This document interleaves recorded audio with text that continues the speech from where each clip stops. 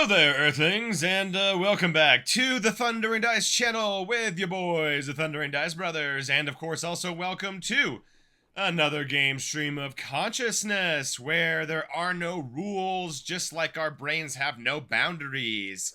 But we do like to have a starting point or launching off point in this case. We did just watch Argentina beat Austria 2-0 in the World Cup. And Lionel Messi broke Martin Klose's record for most goals scored in a World Cup. And speaking of broken records, Star Trek is becoming a bit of a broken record. We think we've gotten tired of Kirk fatigue, I suppose we could say.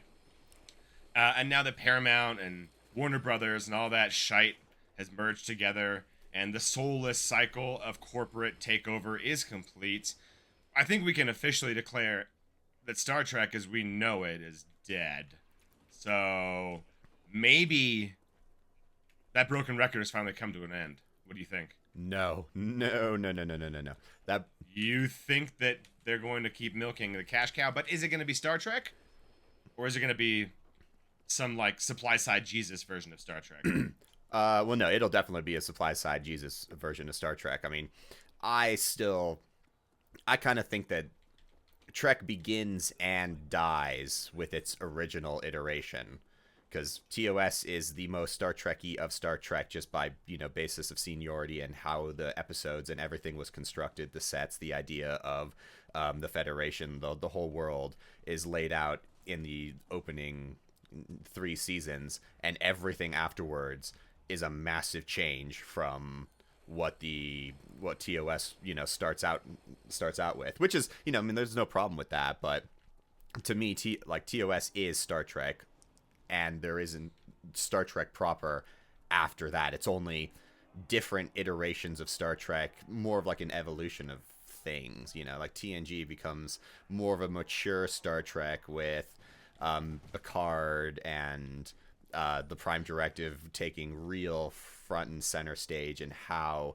the Federation should conduct themselves in comparison to the whimsical, damn the torpedoes, full steam ahead attitude of Kirk. Was Kirk really that bold and brash? That's more like a Janeway trope. Fuck it. Go for it. Well, no. Okay, well, no, yes, he's that bold and brash. I definitely think so. But I would say that it's not because everyone, well, not everyone, but a lot of people say that, Kirk is just a hothead ignoring orders and doing kind of like whatever he wants to do.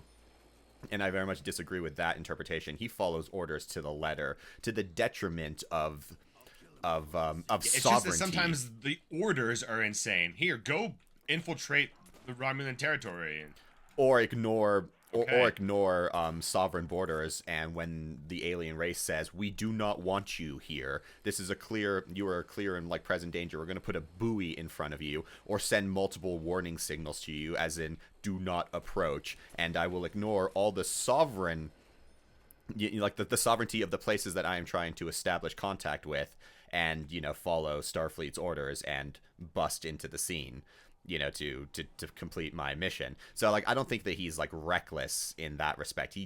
Until he gets to the movies, then he becomes a little bit more reckless. But in like the show, he's definitely like the good soldier, the good captain, following orders for like the larger plan. Until the points like in Balance of Terror, when he does say like we need to destroy the Romulan ship before they get into the neutral zone. This is a, I was going to say planetary security, but this is a Federation security. Federation security matter. Yeah. So there are those moments too. But to go on your like original point, I definitely think stream of consciousness, like Star Trek, they'll definitely make something again out of it, because they didn't spend however many millions and billions, potentially billions of dollars to get the IP rights for it, not to continue making content out of it. I mean, they tried with Academy, bless their hearts, but it was a doomed premise and failed show rather straight off the bat. But they're definitely gonna like try to make something. My guess is they'll go for like a movie next. They might like the TV shows of. Well, I think for sure they're going to be making movies, but as far as I know, there are no more like new TV shows planned.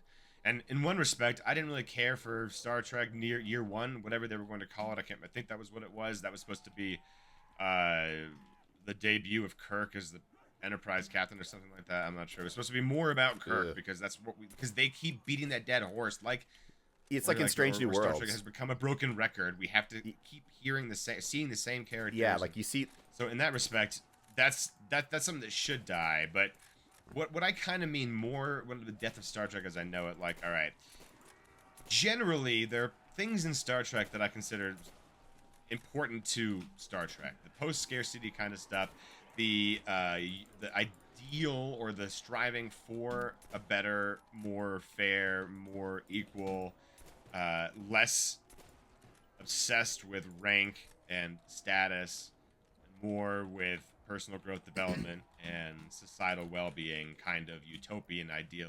It's a long, long, long string of hyphenations right there, but that is sort of what Star Trek aspires for. Oh man, I'm getting killed here just trying to think. Yeah. That was fun with bolt guns. Right. It's a good way of dying quickly, But, especially when you're so that idea of a post-scarcity, equity, inclusion, DEI stuff that like is baked into the original TOS that in some form or fashion they've tried to bring through most, if not all, of the subsequent iterations of Star Trek. But they always do it like now with another soulless makeover and takeover. Is it going to be even less so? Is it going to be more mainstream? Are they going to make sure that Tucker Carlson gets, I don't know, consulted on the scripts? I'm being hyperbolic, but you know that's what we do. I really hope not. I mean, like, throw all your political disagreements away from Tucker, just from a side. He's not a storyteller. I don't want him in any part. I don't want any like person who talks about politics in the creative room for Star Trek, because like that's like the thing that ruined Star Trek. Is like the brilliance of TOS is that they created this post-scarcity world and this post-racial world and this post-gender world, but they didn't shove it in your face. You know, they were like, these are the things that have gotten better. I mean, you know, like the problems that the world faces, or that's like that the Star Trek, that the Christ, I cannot talk right now. The problems that Enterprise faces are like, you know, are a mirror shown up to us, the audience, through alien planets. So you get to see aliens typically have some sort of a societal problem that humans typically or happen to also be dealing with or have dealt with. Yeah, exactly. Yeah. And you get to see a more mature humanity interact with not necessarily less mature races, because a lot of these races are like quasi spacefaring too, and they just have like really weird problems. But don't you think you're being a bit too specific to just the most modern era of Star Trek? I would argue that even all the way through Enterprise, that's never been shoved into your face. The post-scarcity, inclusionary world of equity is just the way it is, and it's not shoved in your face, but it's also not highlighted because that's just the way it is. Everyone's life doesn't. Well, okay, It is the way it is, and that's how it's shown instead of being told to us. I feel like the more modern stuff is more guilty of being ham-fisted. Okay, yeah, like no, you're absolutely right. When I say like modern and okay, like all of the originals, yeah, like up until Enterprise have that same. Well, actually, not Enterprise, because Enterprise still has like the scarcity and they're figuring their stuff out, but TNG and DS9 and TOS, maybe a little less DS9 because they do kind of like have these weird things. But like, well, you know, Quark, you haven't been paying rent and energy prices and repair things, and we might now start charging you with it. And like you're like, okay, sure, whatever. But for the most part, like when I say that, it's kind of through my own bias, because I said that TOS is the only true Star Trek that I kind of recognize, because it's the one that set all the stage, and the rest of them are trying their best to like figure out how to redo Star Trek, but in their modern time frames for like when they were aired and filmed. So I might have definitely been selling TOS and DS9 real dirty here. And also, So TOS being post scarcity, sure, but they're not post money. No, they're not exactly. Which was a distinction I was going to point out, but then like I just moved on to like another point and kind of forgot. Yeah, like they definitely have. Oh, I know it's one of your favorites though, and I've had to like begrudgingly concede it, so I have to give it to you. Yeah, because like Kirk says multiple times, Mr. Scott, you just earned your pay for the week, and like That's also just a turn of phrase. It's a turn of phrase, yeah, sure, but they use it multiple times, and money is referenced to in different ways, especially when you're talking about like the miners. On the Devil in the Dark planet, you know, like they produce per GM that does a buttload of things for like a whole host, this whole sector, and we got to get their operation up and going, even if it, you know, even if we commit genocide doing it, you know, like that type of stuff. But so yeah, like they definitely have money, but the idea of a better human race and a brighter future. And a future where we are exploring the universe in a mature fashion, and not like the reckless conquistadors of old who were just going rape and pillaging all over the new world. You know, we come more as you know, as quasi wise sages than the barbarians that we could be, you know, mirror style. In that respect, that's a great episode because it shows you what humans could be if we maintain our militaristic, absolute, ruthless conquering vibe and take that out into the planets. We could be, you know, the next shit. I don't really have a good analogy here. I can only think of other or something. Yeah, exactly. Yeah, like we aggressive expansion without the honor component. Yeah, we could be like the next Black Numenorians in this respect, for my Tolkien fans. Nice. But no, yeah, you're right. Like the modern.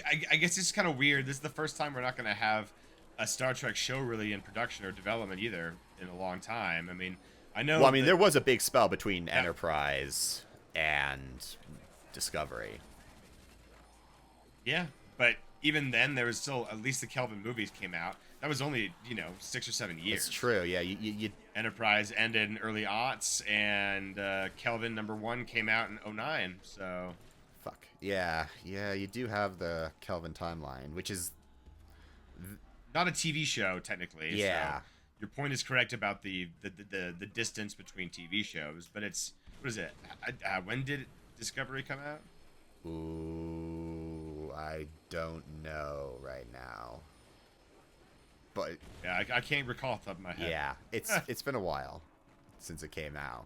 But there was a number of years. Yeah, there was, and several movies. Yeah, definitely a number of years and several movies. So, like, yeah, we've always had a slow drip of Star Trek. Basically, ever since the 60s, essentially. Well, but then you have like a real long pause until TNG. Yeah. But ever since TNG, you have that slow drip. You had 6 movies, but the 6 movies didn't come right away.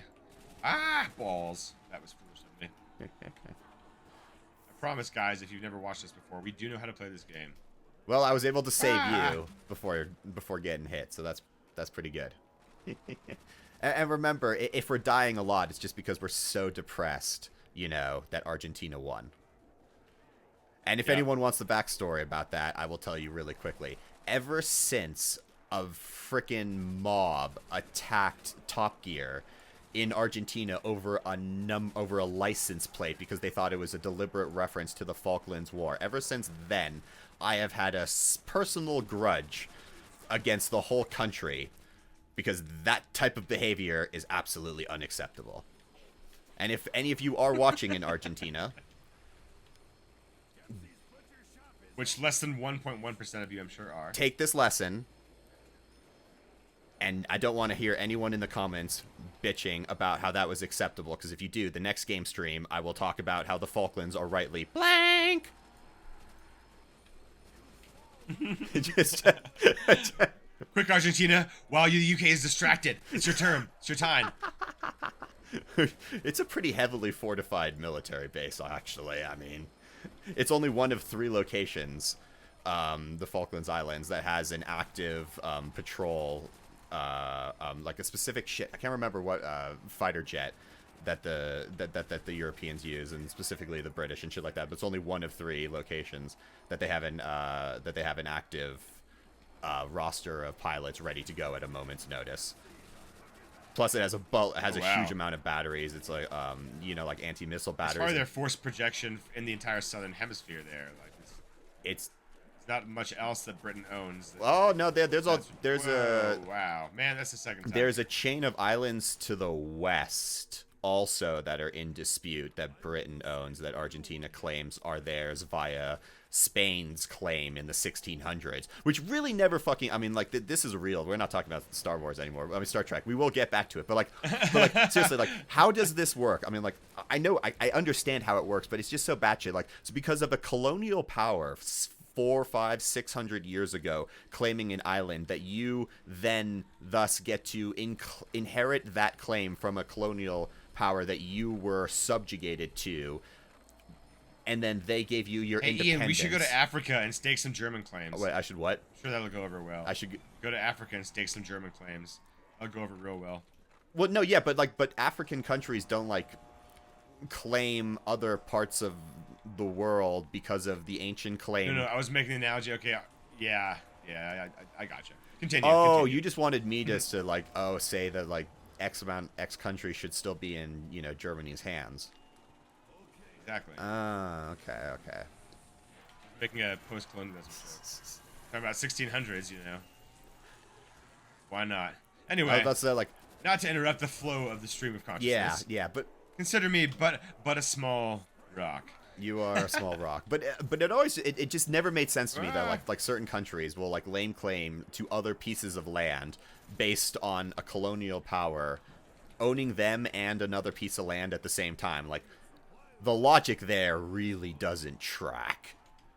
Like, no. that's a real leap of the imagination. You're really reaching, Argentina. But is it any more of a reach than Britain just being like, man, it's mine, because of reasons that we conquered it X years ago, and we put our flag here, this piece of cloth? Well, to a certain degree, no. But remember that over 250 or 238 British service members died defending the Falkland Islands and are buried on that piece of rock. And before the Spanish claimed that piece of rock in whatever fucking time period, it was absolutely uninhabited.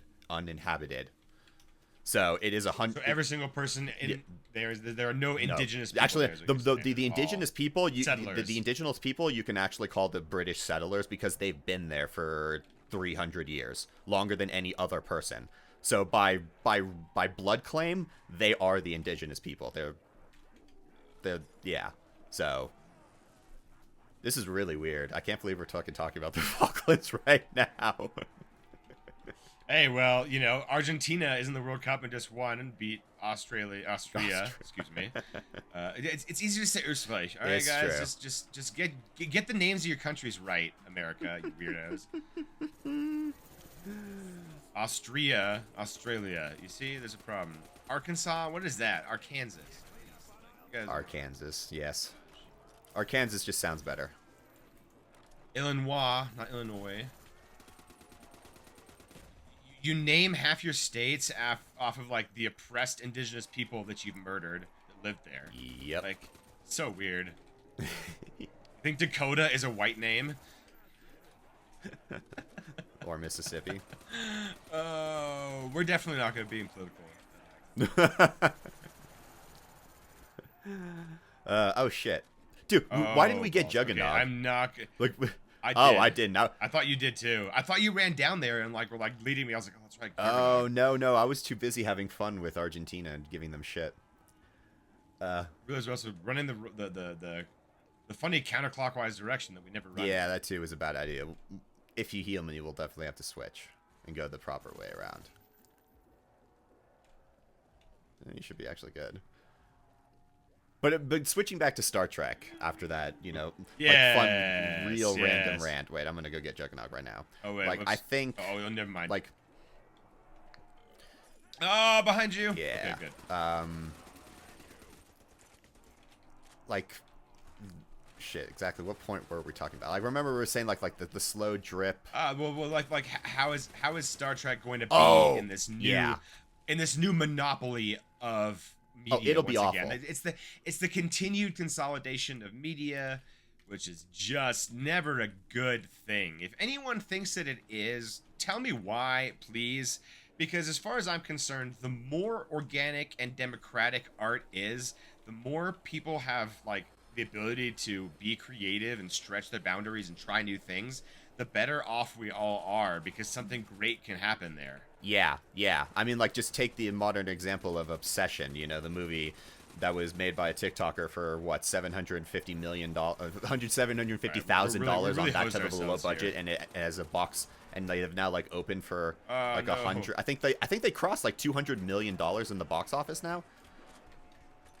I haven't followed exactly how well I've been doing, but I do know it's been a stunning success. Yeah, it's... And hopefully... But as per usual, the people that run these studios aren't artists, so they're going to take all the wrong lessons from this, and they're going to throw a bunch of money at a bunch of other dumb shit that's going to fail, and they're like, see? That was just a one-off. It was an aberration. We tried the same thing and it failed, when they actually missed the entire point of it. It's not just to hire some assholes who had some limited success on TikTok.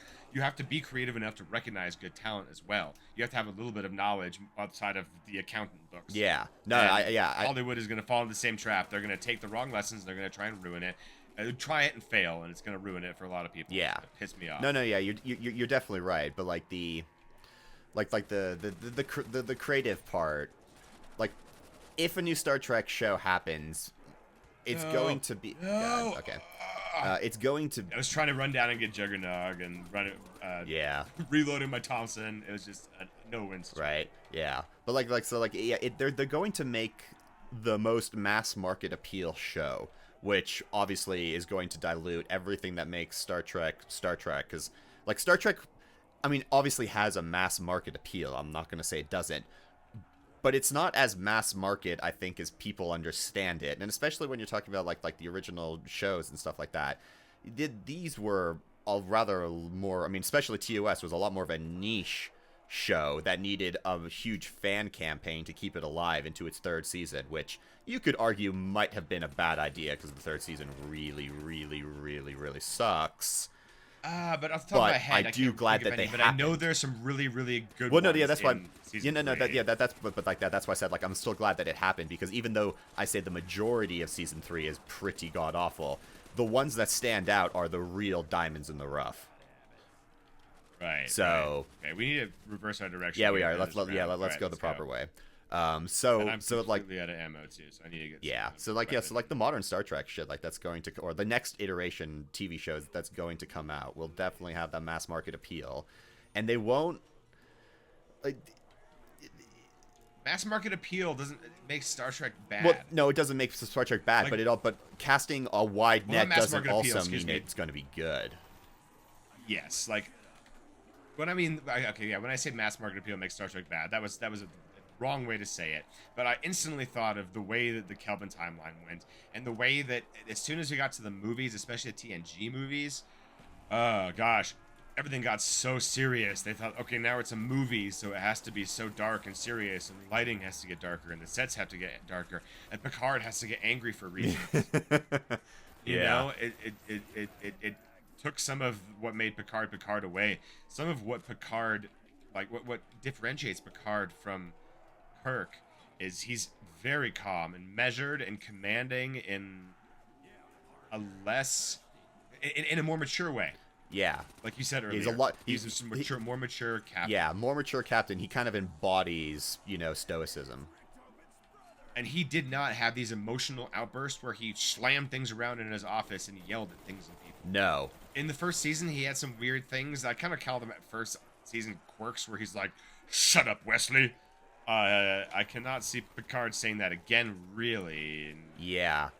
He's post-season 1 growths when the writers are still trying to figure out exactly how they want his personality to go down.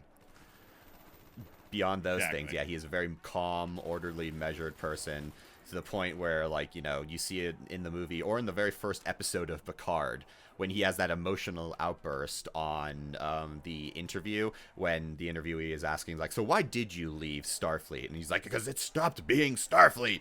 We abandoned our mission and yada, yada, yada, after the android rebellion. Yeah, it's just it didn't feel it right. did seem like a bitter old man screaming at the clouds who was slightly demented. Like, I don't think he'd gotten to the age of all good things yet. He was way too young for that. And also, I don't know how this all works out with all good things and the timelines and stuff like that. I've never really considered it. I never finished watching Picard. I couldn't be bothered. I couldn't be asked. Yeah. Because I just didn't care anymore. Once again, broken record style. All we hear about in Star Trek are the same characters. Star Trek exists in a giant universe with a multitude of planets, infinite diversity, infinite combination, to quote the Vulcan philosophy. Why can't we see some of that infinite diversity and infinite combination that is outside of Kirk and Spock and McCoy and Picard and people that are associated with them in some way or are reboots of them? I love the characters, but I feel like if you're going to do Star Trek, can't we at least be a little more creative with it? Yeah. And if you're going to be creative with it, TV shows are a great way to do that. Cartoons especially. Bring back Lower Decks or something like that. It can have all the fan service you want to a limited degree, and you can also tell brand new stories with brand new people. Yeah, like it. Screw it. Make everything animation. Yeah, that's true. Animation is just when it comes to like fantasy and this type of sci-fi stuff it's a good art medium that lends itself to like to the ability to tell stories. In this respect though, like I'd say like Discovery did a good job of trying to do something new.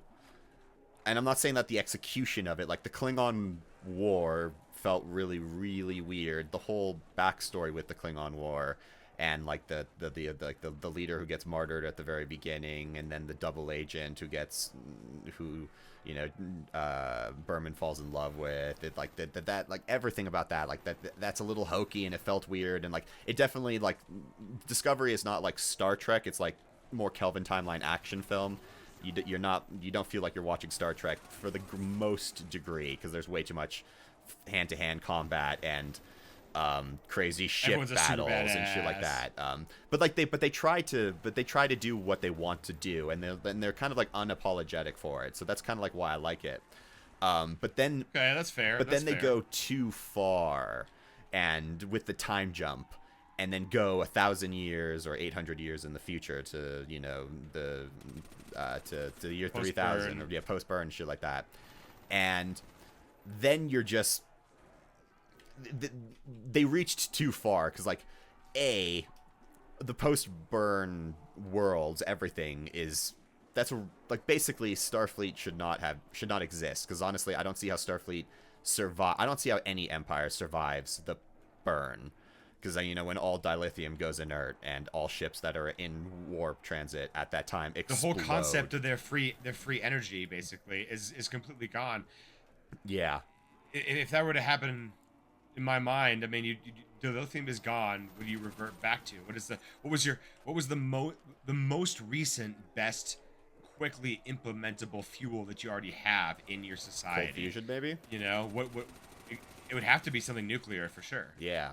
And that we know that in the Star Trek world, before they had antimatter matter reactions and warp drive, they were still shooting at each other with nukes using chemical weapons or chemical energy thrusters and stuff. So that means the Romulan Earth War was fought with ships not too much more advanced than what we have now. Yeah, because they say they don't even have ship to ship. Much more advanced than no quarter. All hands were lost. It's just really, really, really funny. It's like true submarine warfare in space, and it would be. That's how it would be too. You're. Well, we do have limit. We have what you would call sensors. We have LiDAR. Yep. We have visual things we can sense in multiple wavelengths, both ultraviolet and I was gonna say sub-zero, but yeah, whatever. I'm drawing a blank for some reason on the other thing that we can't see. Yeah, there's multiple. But going back to we right now already have the ability to do ship-to-ship communications and shit like that. So the fact that they can't is just kind of like a laughable. I mean, like, and of course, you chalk that up to like, all right, it's late 60s tech that they're talking about. They didn't really, like, they had the wherewithal to be like, to create a bullshit cell phone, but not to think that. That's why it's really funny when people are like, oh my God, Star Trek predicted so many technologies. And I want to say to them, not really. A flip open phone is not a cell phone. because even our rudimentary cell phones were better than their communicators. Also, who thought that communication devices should always be read out loud to everybody? That's just really annoying. I know it's for like storytelling purposes, so that we, the audience, can be a part of the conversation. But if you think about it in a practical way for just a second, that pisses me off, because when I see it right now anywhere, I want them to put their phone to their ear and shut the fuck up. I don't need. It's bad enough that I have to hear one half of your conversation. I don't need to hear both. And please don't look at me like I'm being rude when I'm talking. Yeah. While you're on the phone. Yeah. In the bus. Exactly. And they do. I mean, like they do have ship-to-ship visual communications, but like even that isn't a stretch either for 68 and 67, 69. Like that's. Oh, for sure. Like I feel like other TV shows already had that sort of stuff. They portrayed that in the time, like the super advanced spy agency. Is gonna have that kind of stuff in Bond our cars. had James that type Bond of shit. would have that in his car. So it's not like Roddenberry invented that kind of stuff. No. In fact, the fact that he was still stuck with using like tapes is pretty basic, because at that point, I'm pretty sure the theories of hard drives had already been established, and we knew that we could do it. Yeah. Laser communication had already been tested. Yep. Yeah. So there were things that already existed or could. Then other things were probably very forward thinking. I mean, like teleportation. But they were more social. I mean, teleportation wasn't. I meant like the is never going to happen. No, I meant like the scientific explanation of like taking your atoms and rearranging them in another location. Like quantum entanglement. Like the science behind it was furthered, or like it helped further the public's understanding of something that. Because teleportation, as you said, that's like one of the oldest parlor tricks in the world. Like, oh look, I am now floating.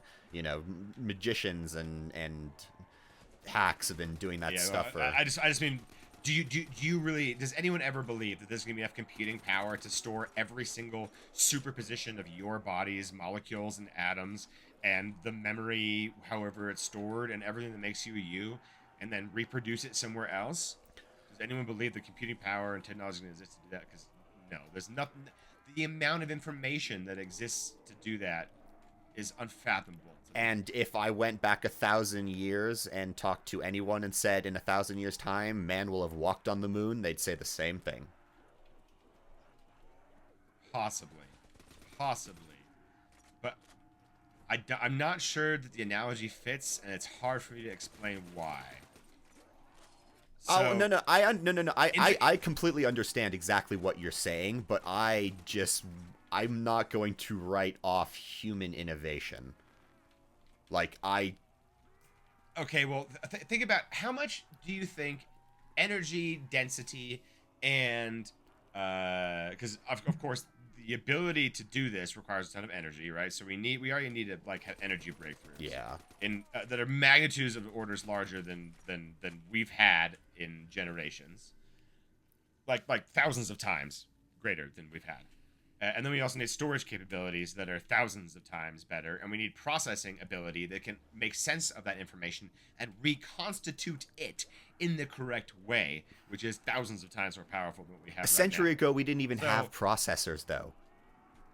Exactly, but that technology, you have to agree, has now come to more of a limit than it is now. Moore's law is dead. We are not doubling processing community power every 6 months. Yeah. We are not able to make our our transistor size very much smaller, because soon we're at the atomic level.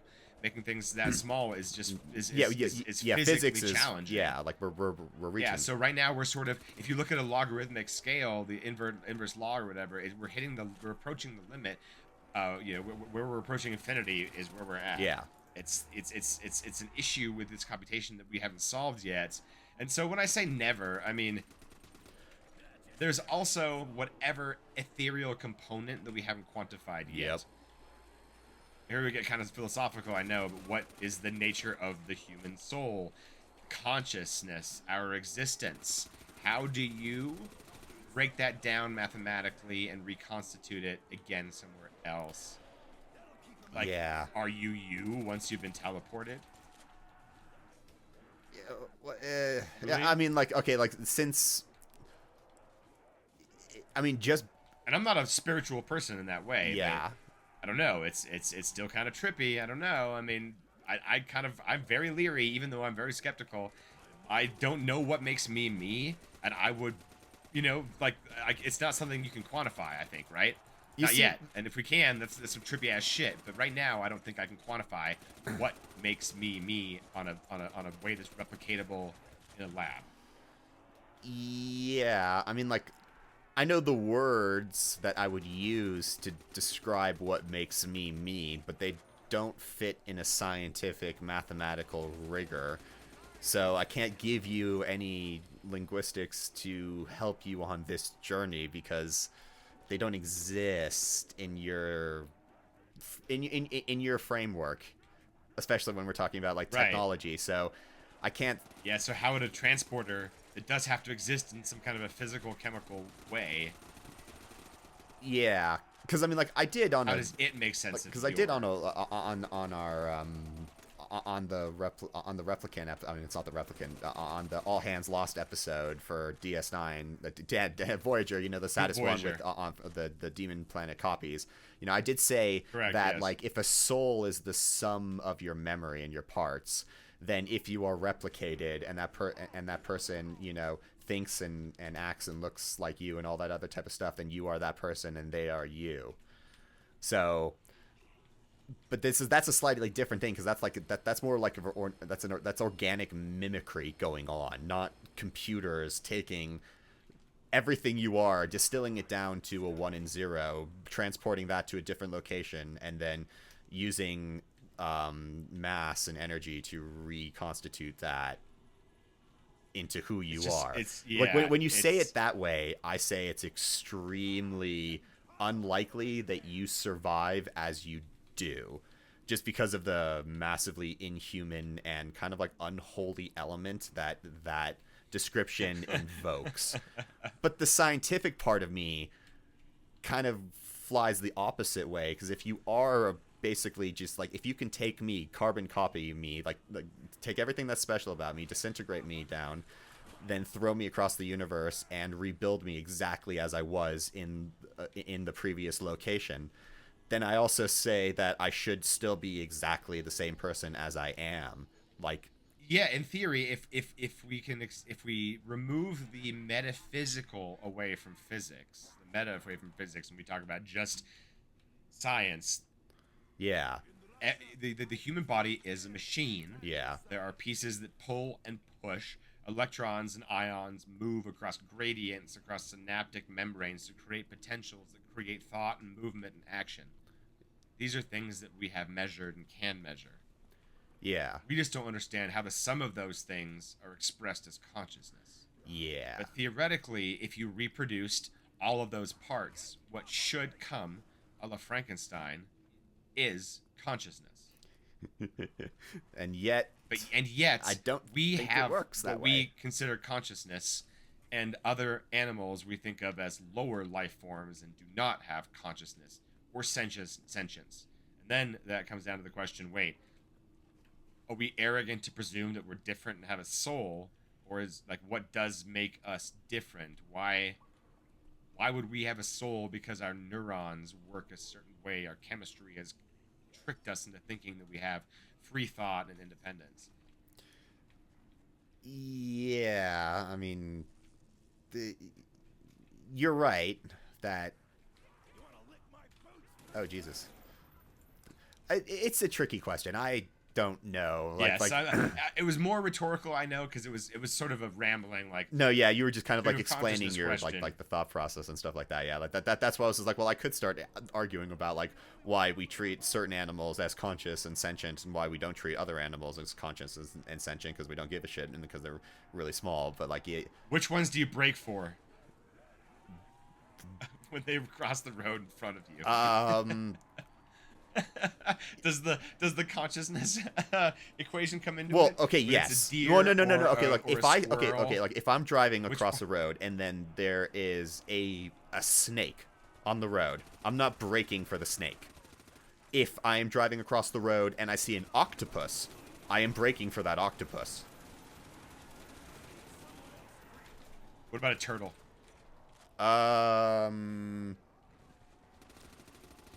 No, I'll probably just let the turtle get crushed? I should not. I thought maybe you'd be able to cover me while I Oh, revived well, you, I was but, shooting on the opposite way because they were. Yeah, that was yeah, it was foolish of me to think that.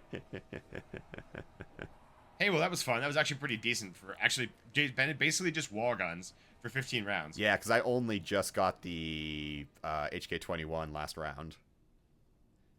Of course. Yep. Right. As soon as you get a good gun, we die. Ain't that always the way? Indeed.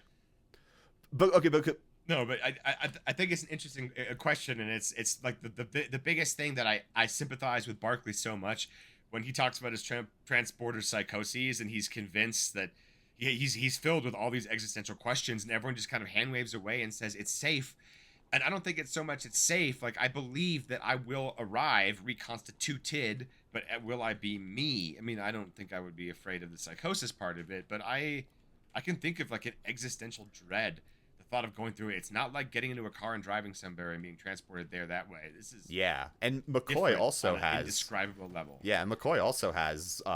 He does not like the transporter. He says, you know, like there's multiple times where Kirk has to be like, "Doctor, are you coming?" And McCoy kind of has to do a little hand wringing and look at the transporter with a slight grimace before entering it. So, heck yeah, he understands, and that's how he's introduced, even in the in what I call the series handoff in episode 1 and TNG. Yeah, because he doesn't. He comes up through shuttlecraft. Exactly. Yeah. So this I can totally understand why you want to be why you'd be leery of taking a transporter, and any kind of transporter related activities are just, they're dicey because they brush up against the nature of the soul and so philosophical existential questions that aren't easily quantified or described by something quantifiable and scientific. How do you? Yeah. I mean, I know iRobot is not a great example of like high sci-fi, but there is that part where the doctor's hologram is like talking about the nature of the soul, how it's expressed in these machines, and what is it? Random, random segments of code that group together to form unexpected protocols. Why is it that? So what are we if those are broken up and re-put back together again? Yeah. Is it a new random set of coincidences all of a sudden? Like everything can look exactly the same, but what are the superpositions? And how do those? Well, actually, no. Actually, no. Think about this though. The fact that that TNG the TOS has an episode that splits Kirk's personality through the transporter. I know there's some extra stuff going on there, but the fact that that is able to happen to Kirk's, the possibility. Yeah, like the possibility, two Kirks, two different personalities in those two Kirks. That's fucking terrifying. Straight through personality lines, basically. I know that's kind of hokey, but the possibility exists, and we know the opposite exists. We know that Tuvix kind of situations can happen. In fact, Lower Decks does it again, if you guys haven't seen the episode, where they take it to the nth degree and they Tuvix everybody. And I love when Captain Freeman looks up, oh, Voyager had this problem? Oh, Janeway will have written down exactly how she solved it. And then you see her cut to her next time and her eyes are wide. She's like, that's how she solved it? Fuck. So great. But then it doesn't matter because one Tuvix is like, fuck that. I love being me. I'm going to make everyone else a weird clone. So she just creates a bunch of them. Yeah. And then I fucking love that. It is great. So that's the good new Trek right there. But that's anyway, the type of thing you can do with animation. Yeah, exactly. That would be way too bad. And yeah, I can't imagine that actually working at all in live action. Even Stranger Worlds, as weird as they get, they can't get that weird. No, they do their best, but Stranger Worlds just takes itself way too seriously too, and then invents a million backstories. Well, it does, and then they have the really fun ones too. So it tries to have the good mix of the humor, and then it has other ones that are just like, right. Yeah. Oh, they're so heavy and personal, and yeah, like all of season 1 is very heavy and personal. I mean, like there are some good episodes. I don't write Strange New Worlds completely off, but there are points where, like when Captain Patel is like right about to die from the Gorn eggs, when fucking Pike comes in, he's like, all right, I haven't done this for a while, and then starts praying to God. Like, what the fuck? I'm talk about something that is really, really not Star Trek. Out of nowhere. And it just makes me think right away of something that Kirk says, does God need this starship? Kirk is just so much more skeptical of like super beings proclaiming to be deities or existing, or even just praying to them. I think McCoy might sometimes invoke God as like, I got you. Yeah, Stuff but like he doesn't. that. Yeah. But he only uses it more as like a phrase, not like a Not a actual. true Yeah, not invocation. invocation of Right like, down oh to my his god. knees and you know, I want to get down on my knees and thank God for Jesus and that crap. Yeah, no, definitely not like that. Yeah, it's yeah, And you know that the religion doesn't get solved in 300 years from now until the events of Star Trek. no. So you know there's gonna be a bunch of religious kooks who have a bunch of weird moral and metaphysical objections to it, who will absolutely try to legislate that you can't do it, can't use it, because it's an abomination and affront to God and nature, and because they think so and they are convinced it is so, that means no one else may use it or experiment with it. Let's Or God strike us all well, down. that, or it would be, if you take a more secular look at it, it would be that people would segregate themselves into users and non-users, and the religious community would say, like, if you ever use a transporter, you have lost your soul, thus you can never enter heaven. Yeah. I think that's not a secular. That's Well, no, no, no, well, no, no. In a secular society, that religion still plays oh a yeah. role, and that's Oh, what I I meant. just don't think. Okay, yeah, and I have a problem with accepting that. That's what my problem with Star Trek in general as well is thinking that religions are not going to exist very much in the way that they do now on Yeah, Earth. that's never gonna Like happen. a lot of Earth. It's the way that it's presented in Star Trek is as if all of Earth's problems stem simply From from religion. like no, not from religion, but from a lack of Oh, resources and yeah. disease and energy. And while those are huge problems, I agree that having unlimited energy via antimatter reactions and stuff like that would be fantastic. Free energy would save tons of people's lives through exposure to carcinogens, would free up transportation, would free up society to be able to use energy in crazy ways. When we're talking about data centers and storage, our energy concerns for them would suddenly disappear. Yep.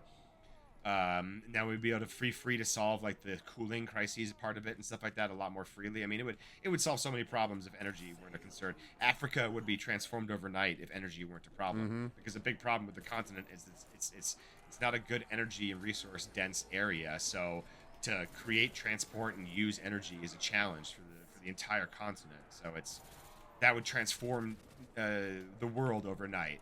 But that wouldn't change the fact that people are still going to segregate themselves based off of tribes Yep. and based off of perceived socioeconomic statuses. Some nations or some societies may weather that change better than others. Some will be even more regressive than they were before. They'll hunker down. And 300 years, in my mind, is just simply not enough time to solve that problem. Yeah. And we're always going to have evil, greedy people who want to control and dominate. And they will, unfortunately, find ways to get power however they can. Yep. And they're still going to make rules and screw things over for those who want the more lovely society. And that's why I love Star Trek for what it wants to be. Yeah. Because it's something to aspire to, even if I know I'll never see it. Yeah. Yeah. Yeah, and that's like the problem with New Trek, because it always tries to like shoehorn those type of ideals into like real practice. Like they have to like give you examples of like marginalized people or perceived marginalized people today, and then put them into different societies in Star Trek or in the ships and stuff like that, and then make it abundantly clear that these characteristics are like their defining parts of their personality, rather than their personalities mattering only so much so that they are a cohesive team working together to from like a healthy background into a more tumultuous and and like sketchy world. I mean, universe. Yeah. Yeah, I think so. When we learn who the characters are in New Trek versus Old Trek, do you think Old Trek just does a better job of letting get to know the characters just through the episodes, through the stories they're being told, rather than being like, he's this person and he's experienced this and this is who he feels like because he is this you know what I mean? Yeah. Is that what we kind of miss when we say like there's too much drama and stuff like that? Is it because they're just trying to tell us who they are Yes. rather than showing us who they Yeah, are? yeah, because like Kirk or actually any of them, honestly. I mean, like McCoy, you know roughly where he's from just based on TOS, right? You get the South, the accent, the way he treat, like his mannerisms towards females, his signet ring, the subtle clues that tell you where he's from, like, a fine mint julep, rather than just saying, being like, oh my God, I remember back in the day when when I was on my granddaddy's farm 10,000 years ago, we had a boatload of slaves there. It was real nice. Too bad we ruined that by equality or something. They don't say stupid shit like that. They just give you the characters as they are, or Chekhov, like he has the Russian accent, so you know that he's from Russia. He likes to, and he has some funny Russian quips, like everything was invented, hilarious. from Russia. Yeah, exactly. So he's got some Russian pride. Yeah, he's got, and just the fact that they included Russians and Japanese and black people on the bridge all the time was a huge moment for portrayal, and yet it was literally never a thing. Like never once was it like, we're calling attention to your Russianness. We're calling attention to your Japaneseness. We're calling attention. Only did they do that to the non-human characters to throw it in our faces. Yeah, there was. Why? Yeah, like look at this. Exactly. There was never. They're calling it. There was never a point when like I was watching Star Trek and and context-wise being like, oh, I wonder if the Soviet guy is going to betray the rest of the Federation. That was never on my mind. I was always just like, no, these. The only weird thing was that one weird thing early in TOS, like no women on the bridge thing. I'll never get used to women on the bridge. It's like, what the? Where did that? That was very weird. Remember that? I'm not right now, actually. Like, I'm pretty sure Pike says it in his new. It's your, or maybe Kirk does. It's your new yeoman, and it's Rand. He's like, I'll never get used to women on the bridge. Oh, yeah. Okay, no, I think I know what. Yeah, you're talking about now. Yeah, you're right. It's super early. Like it's either a OG pilot or the first pilot. One of the. I think it's the first pilot. I mean, like not the OG pilot, but the first, like the second pilot in this respect. Oh, you didn't follow me. Oh, whoops. Yeah, You're right behind me. Well, we'll see if I have luck. Otherwise, I'm. Where are you? Doctor's quarters. Dan, double tap. That sucks. Okay. Well, I'll make sure that they're. Oh, sorry. I'm coming. I'm coming. And there's not a horde coming, so you're all good. I'm gonna open up storage right now. But no, yeah, their personalities were present in their characters, but it wasn't their defining characteristic. In today's world, your personality and your struggles and your like mental health sessions or like whatever physical attribute you have is kind of like your defining characteristic a lot of the times in like you need everyone needs a backstory, and while everyone has a backstory, most people's backstories are perfectly mundane, and that is going to be even more true in the post-scarcity like utopian future. Very few people are going to have the same struggles that like a 14th century peasant went through, and that's a good thing, and that's okay. We should have less personality informed by trauma and more personality informed by experience of like just good life, exactly, like not famine and starvation and hardship and death. like in Strange New Worlds, like the parts the people whose personalities and backstories work the best in this respect, I would say, is Ortega, the helmswoman, Mbenga, and Nurse Chapel, because of their shared PTSD from the war. That's where you really can like that's where like actual stuff that's happened to them that matters. It isn't childhood trauma. I mean, like La'an has childhood trauma because, like, like she was captured by like her and like the colony, Gorn and stuff like that. So that's an appropriate type of like childhood trauma too. But it isn't something. It isn't like, oh, I was struggling to come out to my family or my society or some shit like that. Dude, what would be really fascinating? Let's take.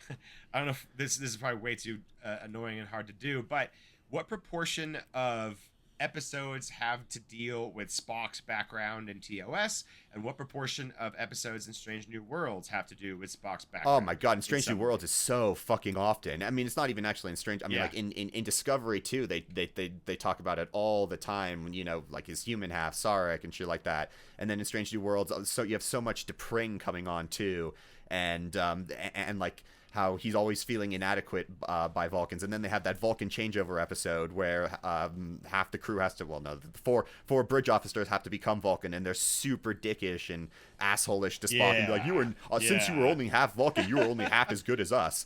They were such pricks about that. That was ridiculous too. See, and again, I hate to use the term Flanderization because it's a Simpsons thing, but it's true. They Flanderized Vulcans. Like, what have they done to Spock? What have they done to Vulcans?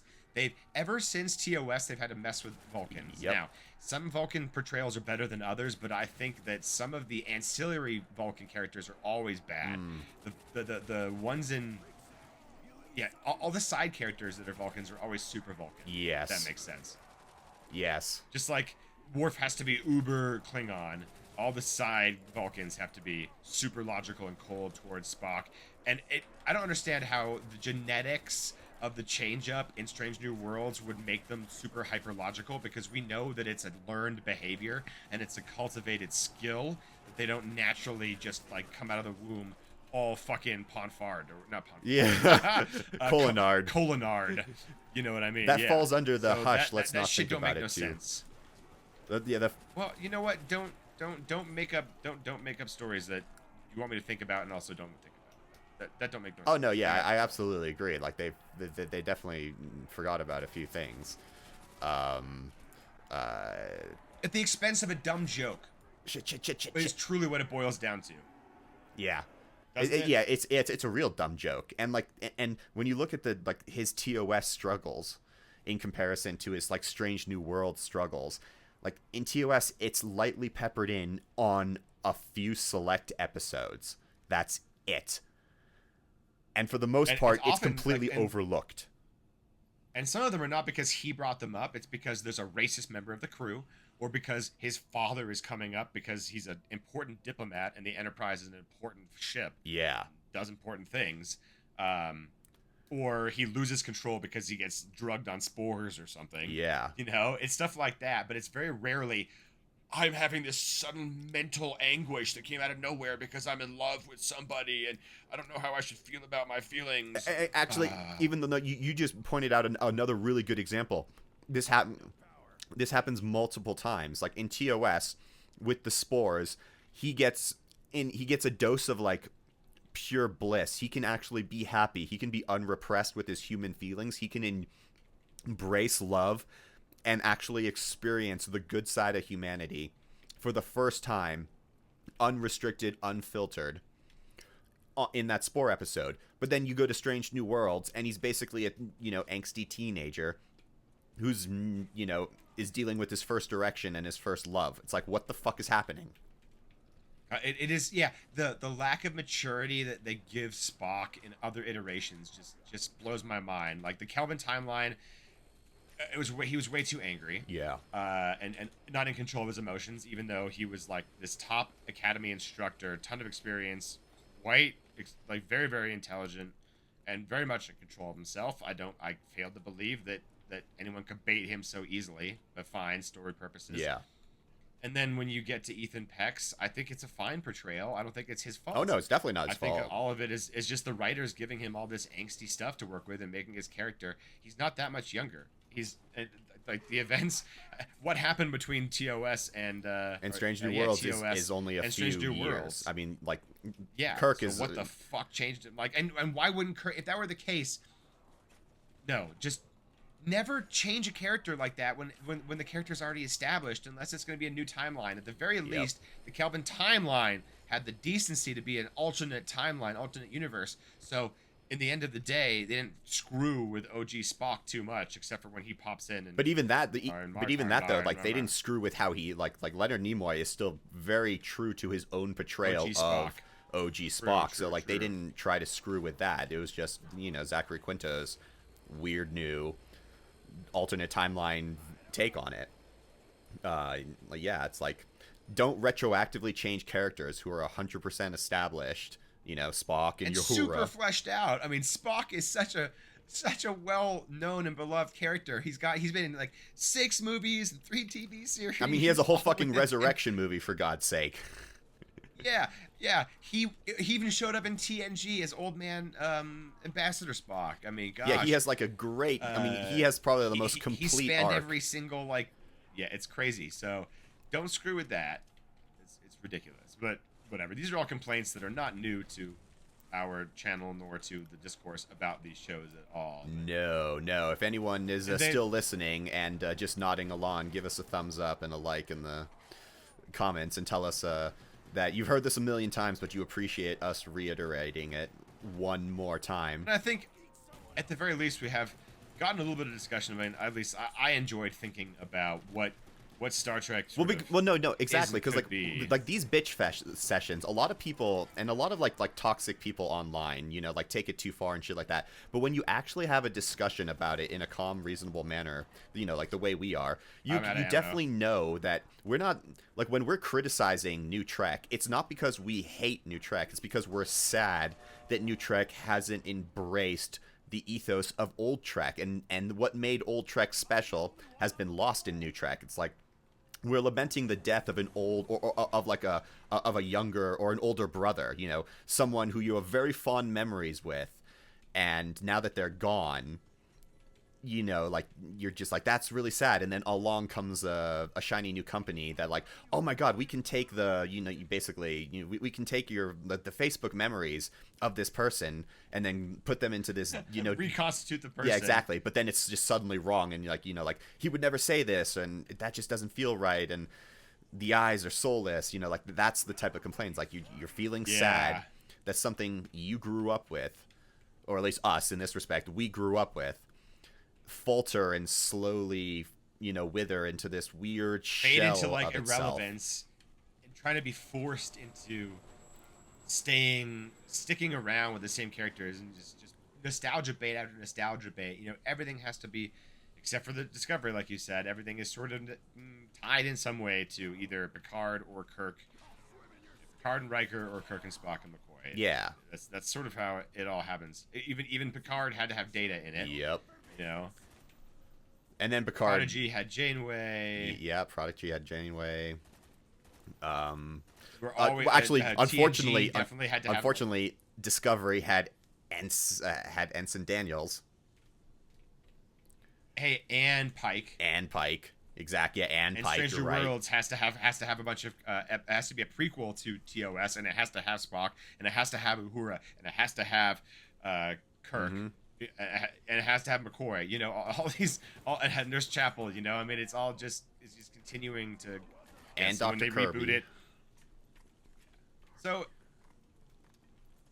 I'm not saying that I want Star Trek to go away or whatever, but I also do say that I wanted to go away from the old characters a little bit, and I want the ships to look like Star Trek ships, and I want the ethos of Star Trek to exist. I just want them to be new adventures and new crews and new exciting places, exploring the infinite diversity, infinite combination of the universe. That's what Star Trek was and should be, in my very humble and ill-informed opinion. Oh yeah, very ill-informed, right.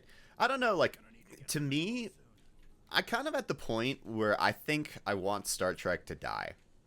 Like, I don't want any more movies. I don't want any more stories on it. I think, because whilst it's a good vehicle to still tell stories, I think after a certain time, you need to retire that vehicle for other stories to be told. Because, like, the ideals of Star Trek and the things that made it so brilliant, especially in like the TOS era, have sort of been conquered in modern first world societies. So I think you need to start looking above the ideas of Star Trek into something new. Okay, that's really interesting. Do you have any like thoughts of like what comes after Star Trek, what goes beyond Star Trek, what kind of problems that we have now that you can see will be solved laughably, like you want to see in the utopia that are solved? that aren't really Star Trek addressable or aren't already addressed by Star Trek, as you said, like, or things that haven't already been solved. Well, in this Like, respect, we're already on parity to some of the technology they have, with the exception of power and speed. yeah, like, yeah, there's that. Like, I would say that if the thing I would want addressed would be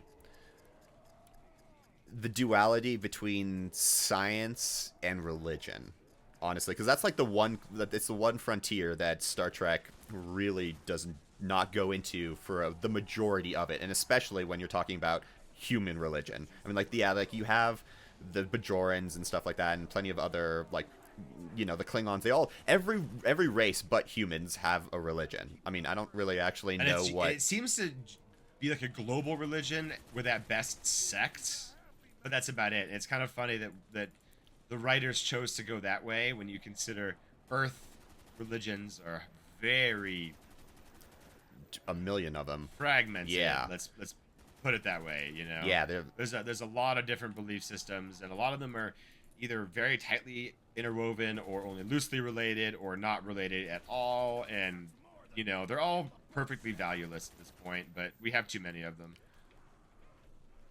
I don't know if we have too many religions. I think we just have too many people willing to actively do violence on behalf of their religion. But this is going like to the Star Trek point though, like, yeah, because like the Orville has that like weird line being like, normally when civilizations go into space and find other civilizations, something like one or two things tends to happen on the religion for the religion. Either they abandon all religion, or they double down on their religion and become like introverted or conquerors under their god.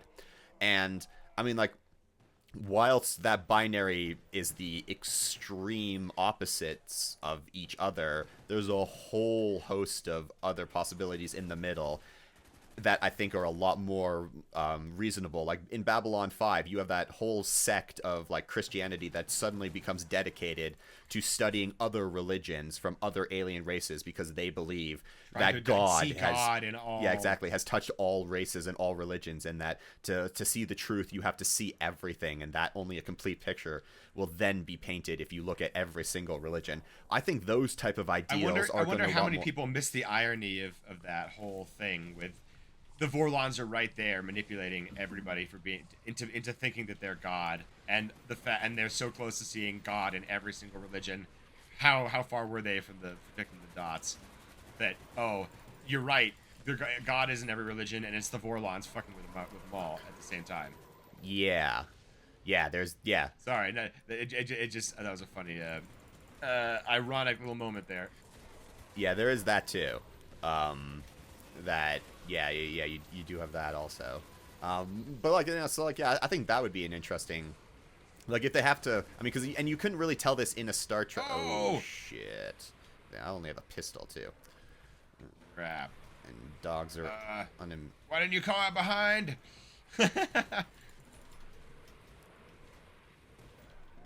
Oh shit! Why'd I do that? I don't know why. Were you gonna teleport? Yeah, I did, but as soon as I went in, I'm like, I know I don't have enough money. Oh crap. Yeah. Damn. Well, that was my bad for not surviving with the big gun. That's stupid. But yeah, you couldn't really tell like the religious idea though in Star Trek, because Star Trek's already, you know, permanently put that question. It sort of gets hand waved away, doesn't it? Yeah. So that question to bed. So that is that. Yeah, and that does lead us back to sort of what we were talking about before. The religions.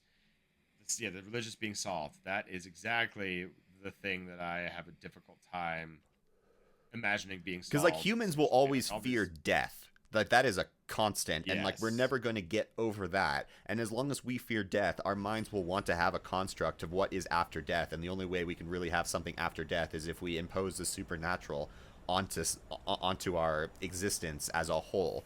So like religion, I just like, unless science, you know, prolongs our lives to such a degree that we're basically immortal, and we don't really give a shit about death, and when we do die, we might actually be kind of welcoming to it because we're tired of living. Until we get to that technological stage, religion will always be there. And even at that technological stage, It'll still exist. the cynic in me, the pessimist in me, however you want to phrase it, fears that it'll basically be paywalled, and they'll make sure that it stays that way as long as they can. Yeah. When I say they, I mean specifically those who have inordinate money and power now. Cling to it, and their ilk will continue to do so in the future, as long as I, unfortunately, can see. Yeah. Absolutely. It's very difficult to divorce, and maybe that's the trick. That's what we need. What happens to cleanse the Earth of that kind of nonsense in the Star Trek universe? Nuclear holocaust, essentially. Yeah. Money doesn't matter so much when the world is irradiated to hell and everything is a fight your for billions survival. bought you a bunker for a couple months. Yeah. It's very true. Money is only nice in a stable society. So welcome to the Anarchy Channel, boys and girls, with your hosts, the Thundering Dice Brothers. Today we want to tell you about the chaos theory of how much the Thundering Dice influence your lives as rich, wealthy individuals. If you roll between a 1 and a 6 today, please report to your goo chamberification. Oh, yeah, yeah, okay, that was great, but it sparked a reminder of me, because this is a point that I was going to bring up probably like 30 minutes ago when we were talking about Discovery, but you sort of think about like anarchy and like entropy and shit like that. The fact that in Discovery, Burnham at the end of season 3 assumes that Starfleet exists 1,000 years or 800 years into the future. No, it's 1,000 years into the future. 1,000 years into the future, and would be the exact same entity that she left.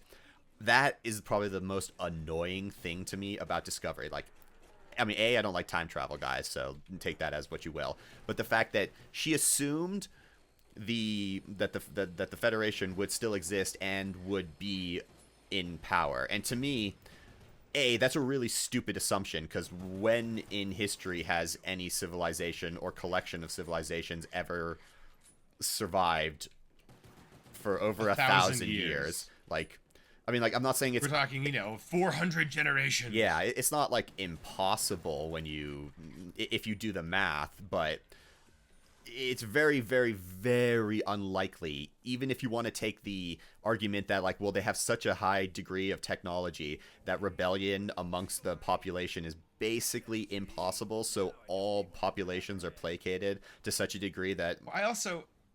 go for it. I also don't like the idea of a society as such being able to exist in a recognizable way for 1,000 years. Yeah, because that's an extremely unhealthy society. Because, I mean, like, yeah, guys, like, if you just imagine if our society hadn't, like, 1,000 years ago, just lock it in time, and right now you're living in that society, it hasn't changed. Does that sound like a good idea? That's sort of what a lot of human civilization was, and it sucked. Yeah.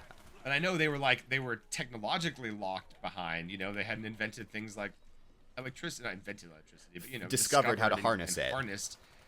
Yeah. Yeah, and exactly, and we're amount of zombies. Yeah. But actually, though, to give it to give this argument, though, its fair due, you do have to look at the flip side. And I have used this argument many times that basically human society has not changed in any meaningful way. And when I'm talking about this, I'm not talking about representative democracy versus direct kingships and dictators and things like that. But the way humans organized their society, either from barter system to currency-based systems, we have not changed.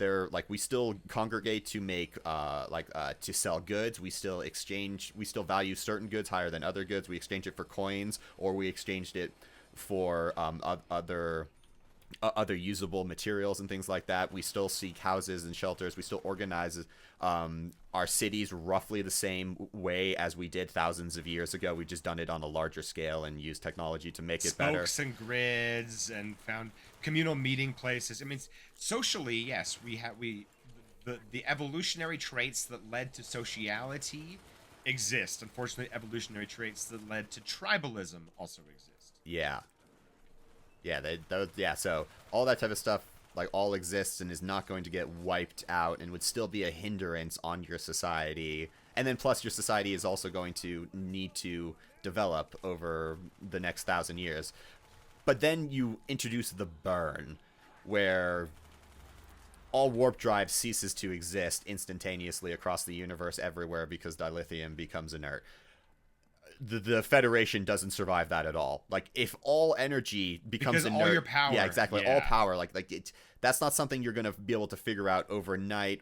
All your systems are. You're just gonna roll it back to what? All your nuclear generators that you decommissioned 1,000 years ago, 800 years ago, however many years ago it was, something like that, and like you're still gonna have to build them, and that's gonna take time.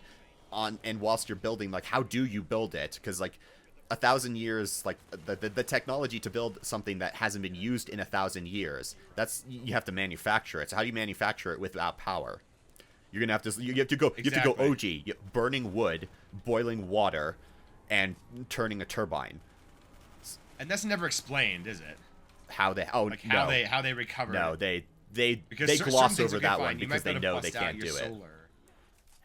Yeah, it's absurdly difficult. I mean, just think about how much difficulty we currently are having to convince our leadership and our people that, you know, alternative energy forms can be economical and feasible, and we can use them to and electric cars, maybe more. You know, these are difficult things to get society to change, and they're really relatively basic. Mm-hmm. Forget about like having to invent it basically all over again. Yeah, and starting from, like you said, boiling water to turn a turbine with fire instead of nuclear power. Yeah. Unless because why would you even have, outside of a laboratory setting, you probably wouldn't need to have, like, you know, fissile material floating around or already enriched uranium just ready to rock and roll. Yep. It's in a fuel way and stuff, you know, and a society that is so based off of replicator technology, which only works with unlimited power. How do you rediscover the construction tools to build something? Yeah. Like all the generational the Dark Ages knowledge. are called the Dark Ages because we forgot how to build things and how to do things. We would enter another Dark Ages if that happened. Yeah. It would be fucking crazy, and it would be worse. The fall from Rome to the Dark Ages is so much smaller than the fall from us post-scarcity utopia to the Dark Ages. Oh yeah. Holy cow! I never considered what would happen if that did that. Yeah, Discovery falls, it just completely fails on a fundamental, like, premise level because of the burn. Yeah. I never even realized until just now. Yeah, and yeah, they reached too far, and they came up with like, ooh, this is a really good idea. It sounds cool. No! Yeah, it sounds cool, but I then got you more do some ammo practical and thinking of it, and you're like, well, I don't know about this anymore. And I've never put this much thought into it. I feel like I just went on a journey mentally. It's great. A true stream of consciousness. Yes. Okay, let's see if I can get to you. But no, yeah, so like in this respect, like I kind of like I'd be willing to let Star Trek fade and take its rightful place in history, and the TV Hall of Fame. Yeah, in the TV Hall of Fame, and let something new come up, because there's plenty of ideas. You know, like, the creativity is not dead, even though the internet likes to say it is.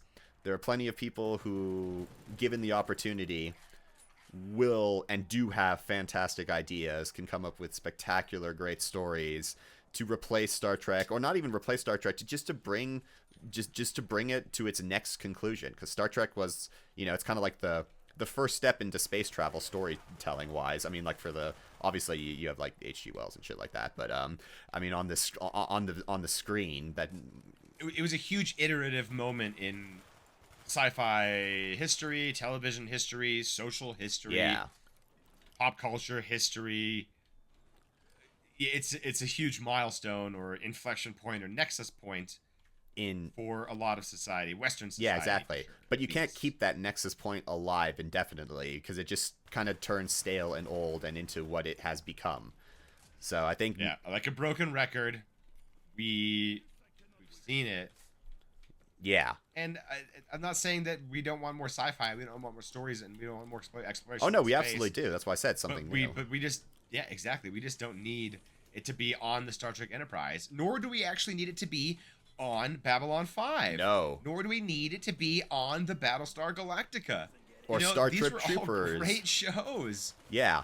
And they Or had Star Wars. their moments and their time. Yeah, exactly. Like I'm cool with or not Lord seeing of the those Rings anymore as in new ways.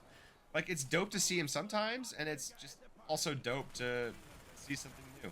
Yeah. And honestly, Gollum, the Hunt for Gollum, bro, of all the stories in all the lore of all the Tolkiendom, that's the one that we have to go with. That's the one that we get. That's the one that Andy Serkis and Ian McKellen and Peter Jackson are getting together again for. Like, that's just kind of a letdown feeling when you think of it that way, right? Yes. Don't you think? Yes. Yeah. All that talent and all that wasted potential. I'm saying this obviously with the invisible, amazing power of foresight. I somehow know this is going to be bad. Well, because it is. Now, I don't know it's going to be bad, but it's really hard for me to envision that it's going to be the best or even half good. Well, I mean, all you have to do. Well, I mean, like, for one reason why you know it's going to be bad is just you have to ask a few simple questions. The first question is, what is this story supposed to be telling? And the answer to this is it's a prelude to a movie that has already been made that doesn't need an introduction with the characters who are going to feel older now than they did when you saw them 7 years ago. Oh, but don't you see, Ian? It's okay. It's a flashback. But it's not. No. But when Frodo's there, it's a flashback, and Gandalf isn't really going to be running around. We've got plenty of stunt doubles, so he won't look like old man Ian McKellen. It'll be fine. And Andy Serkis it's CGI anyway, so we won't notice that he's like, creakier. So whatever. No, it'll be fine, Ian. It won't be fine because it's also not a story. There's not a story in the Hunt for Gollum. That's all. And no one's gonna notice that Aragorn isn't there.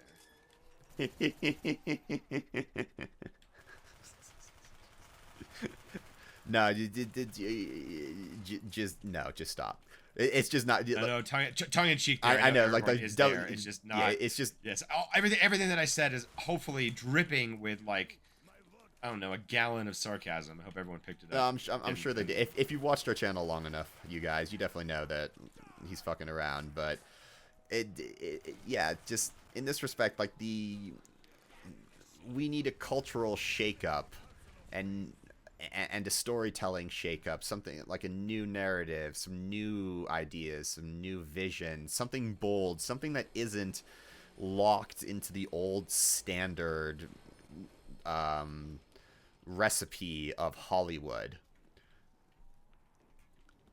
Agreed. And I know that we're not, like, I don't know, involved in any way, shape, or form in trying to shape this at all. All we can do is kind of yell at the clouds about this. It's very frustrating, and it's just kind of lame too when you want something good and you want something new. And you know that you're not alone in that. You know that there are millions of other people who also crave that, and then you're kind of just forced to get the same slop. And then, even worse, you're gonna get studios who are gonna start shoving AI down our throats, which by its definition is just iterative. AI cannot create something new because it's been fed things that exist. It cannot create. It can only replicate. It's terrible. So that's not going to solve any problems. It's going to make everything far, far worse. So, yeah, you're right. It takes a total paradigm shift in Hollywood. New leadership to bring in completely new people for new ideas. And some of it's going to be bumpy and shitty. Oh, yeah. But nothing good comes easily. And nothing good comes spat out of a computer via a prompt. And never tell me that, oh, it's not bad. I'm actually guiding the AI, so it's just being the pen that I can't be, the brush that I can't wield. No, motherfucker! A big part of art is doing the brush strokes. You can have all the fucking ideas you want. If you can't put them on paper, you're not a fucking artist. Yeah. Don't pretend otherwise, because it cheapens what real artists do. And you're just fucking lame. I agree. Oh, rant over. Kill a monkey. Monkeys attacking. Ah. Anyway, though, how about them Broncos? That's a stream of consciousness shift. Yeah, how about All them for Broncos? itself, though. Unfortunately, I'm sort of like haven't been following training camp that much. Well, what the fuck? You're the Broncos correspondent of the Thundering Dice. I was kind of waiting for like actual training camp and everything. Yeah, like that. not the mini camp is not the beginning of it. Yeah, not the Pee-wee camp. And we're all. all. Bo Nix is back in practice. Jonathan Cooper seems like he's a wife beating or girlfriend beating piece of shit. No, that's the long and short of it. You know. Yeah, pretty much. Some good news, some bad news. Exactly. Which seems to be on par with the sport, on pretty much like all sports. Be like, your team is doing good. Congratulations. Well, they also have an asshole on the team. Well, fuck. They have an image problem. Time to change this. Your team is great in the regular season, and in the postseason, they're so great that they get fucking so beat up that half of your stars are playing at 70%, and once again, you've had a disappointed end to your season. You know who I'm talking about. Yep. Go ass, hail Satan. Let's get the fuck out of here before we die on this platform.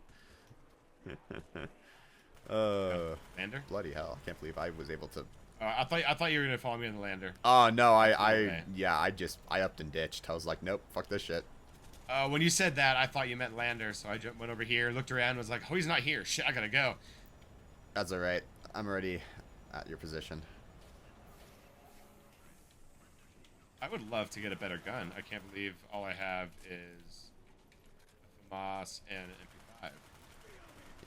Yes.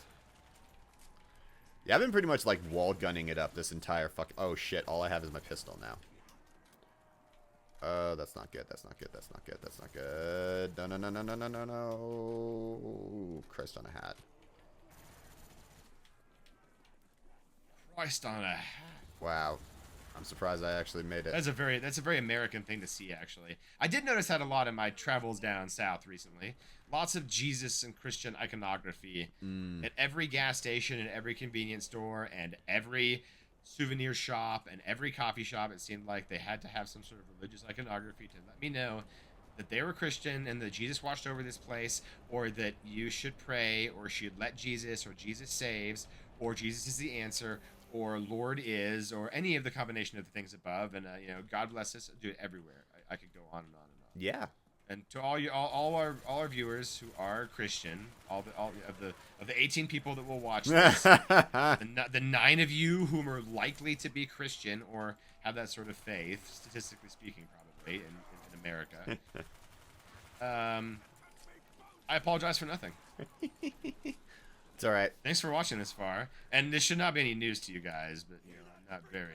Yeah, if you've listened to my brother Jesus. long enough, you should definitely get the vibe that he scorns religion pretty hardcore. Quite so. If you want the hippy dippy religious talk, come to me. Yes, exactly. To me, spiritualism means being mindful in the sauna for 20 minutes 3 times a week. That is a hollow definition of spiritualism if I've ever heard one. Bloody hell, man. I like being reductionist. Well, yeah, there's reductionist, but then there's that. Woo-hoo-hoo. Die, motherfuckers.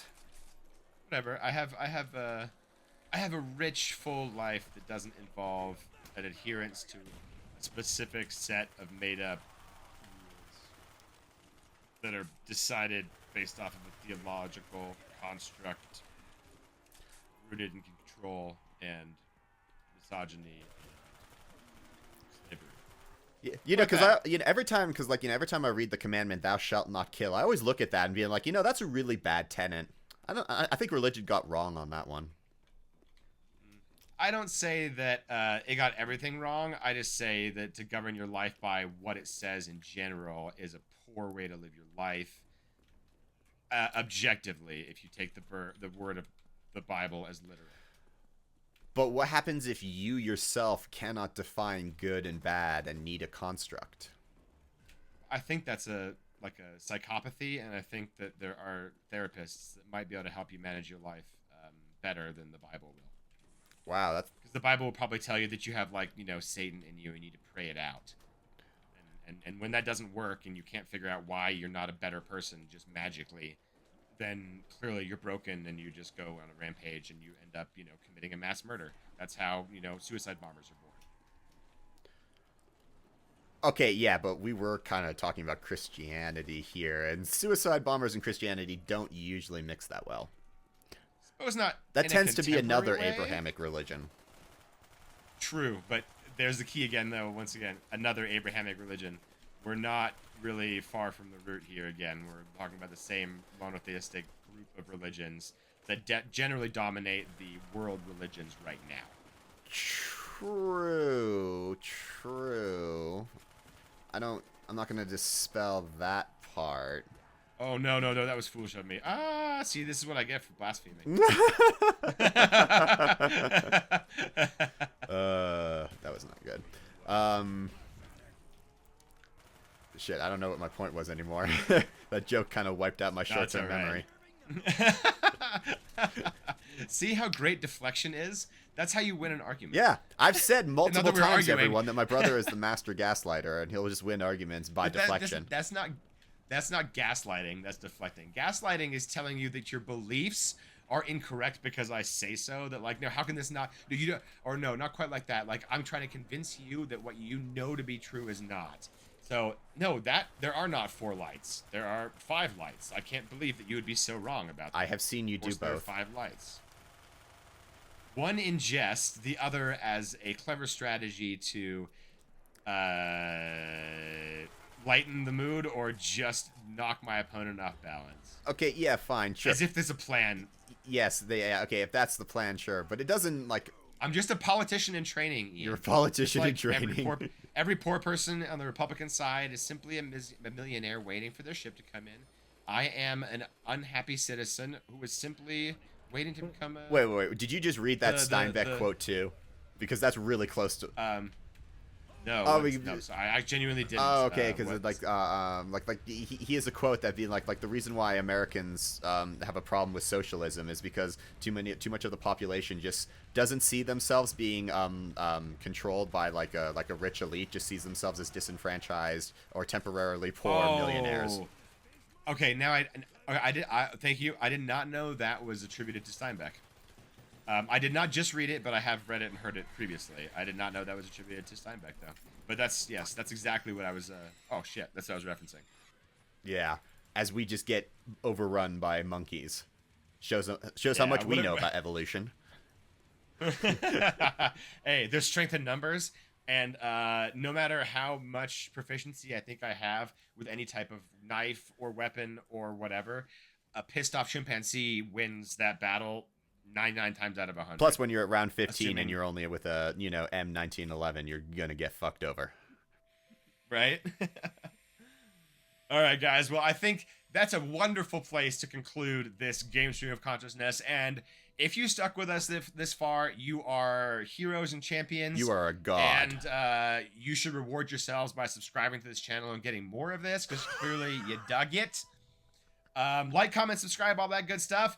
I know we got into some excellent controversial topics. I really hope that you do listen and comment on them. And otherwise, we'll catch you next time with something more grounded and sane, possibly.